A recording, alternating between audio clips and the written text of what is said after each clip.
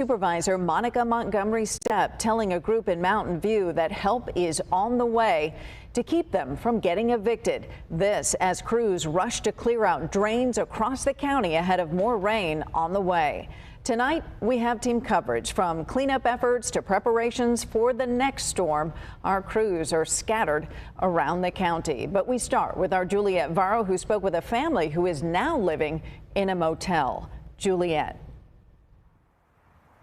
The family that owns this home right here behind me on Beta Street is temporarily staying in a motel thanks to the San Diego Unified School District.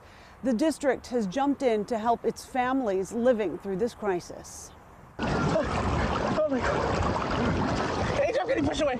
These were the moments of terror for Hugo Pacheco last Monday, swimming to safety as roads turned into rivers in South Crest, destroying the family home.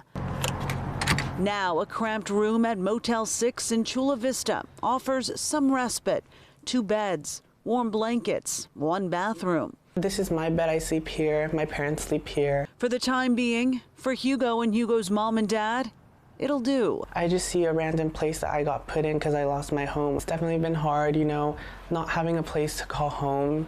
It's uncomfortable. It's scary. It just feels weird. This will be their 4th night here, surrounded by all they have left. A bag of clothes, rain boots, some personal belongings, a few snacks. Hugo, who's a senior at University City High School, was given a voucher for a 10-night stay by the San Diego Unified School District. So grateful. I mean, they're the only real people that are helping us right now. It's friends and family in the school district. Every morning, Hugo still goes to school while family cleans what's left behind on Beta Street. The loss of normalcy, too much for Hugo's mom. Despite the ruins and heartache, they know what matters most. Making sure that we were all safe was the #1 priority.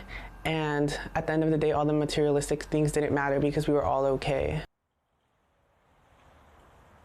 School districts throughout the county have access to federal funds to help during a crisis when students need housing during an emergency. These vouchers are good for 10 days. I did speak to other families who are also getting relief like this. As for Hugo's family, they don't exactly know where they're going to go after 10 days. They say they're taking it one day at a time. We're live tonight in South Crest. I'm Juliet Varro, Fox 5 News. All right, a safety net, albeit a short one. Thank you so much, Juliet. Well,